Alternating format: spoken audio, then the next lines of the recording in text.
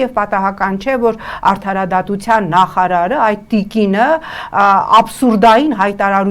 աբսուրդային հայտարարության հետևից է անում։ Մարդը հայտարարում է, որ մեր սահմանադրությունը պիտի այնպիսի բովանդակություն ունենա, որ չվտանգի, չվնասի խաղաղության համաձայնագրին։ Պատկերացնում եք, երկրի սահմանադրությունը ըստ այդ տիկնոջ պիտի ստորադաս լինի ինչ որ մի թղթի, որի անունը Նիկոլը դրել է համաձայնագիր։ Նախորդին երկրորդ աբսուրդային իրավաբանության հետ որևէ աղերս չունեցող հայտարարությունն է արել, ասել է, որ մենք ոչ թե սահմանադրական հայեցակարգ պիտի մշակենք, այլ պիտի նստենք եւ սահմանադրության տեքստ գրենք։ Հասկանում եմ ինչի է այս իշխանությունը նման աբսուրդային հայտարարություն անում, որովհետեւ Ալիևը ձեզ չի թողում, որ դուք հայեցակարգ մշակեք, որտեւ Ալիևը հայեցակարգը մշակել դրել է ձեր բուրը եւ ասել է, որ Հայաստանի սահմանադրությունը ահա այսպիսին պիտի լինի, նստեք հայերեն լեզվով, շարադրեք ընդամենը սահմանադրության տեքստը։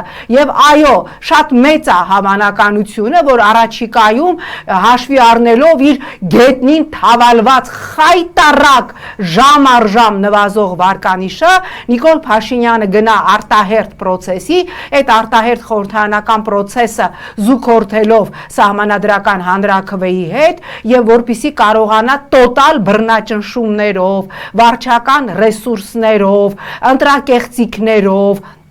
աղքատ ժողովրդի գրպանը տարբեր սուբսիդիաներ դնելով, որովհետև այսօր Նիկոլ Փաշինյանի միակ դաշնակիցը եւ միակ ռեսուրսը դա ՀՀ ամեն օր աղքատացող այդ զանգվածն է, ծայրահեղ աղքատության մեջ գտնվող այդ տոկոսն է, նրանց ըստ էության պետական բյուջեից տարբեր ուրեմն վարկերի, պարտքերի մարման տեսքով կաշառք առաջադրելով ապահովել իր վերարտադրությունը, նրանք կբերեն եւ սահմանադրական հանրաքվեի մեջ կդնեն տարբեր, այսպես ասենք, գայթակղիչ կետեր, օրինակ ԵՄ-ին անդամակցություն, ինչը հասկանալի է, որ ես պնդում եմ, որ առաջիկա 100-ամյակում դա ուղղակի հնարավոր չէ, բայց ես չեմ բացառում, այո, որ Ալիևի պահանջը ծնկաչոք կքած կատարելու համար նրանք ցանկացած ուրեմն օրենք, օրենսդրություն կխախտեն։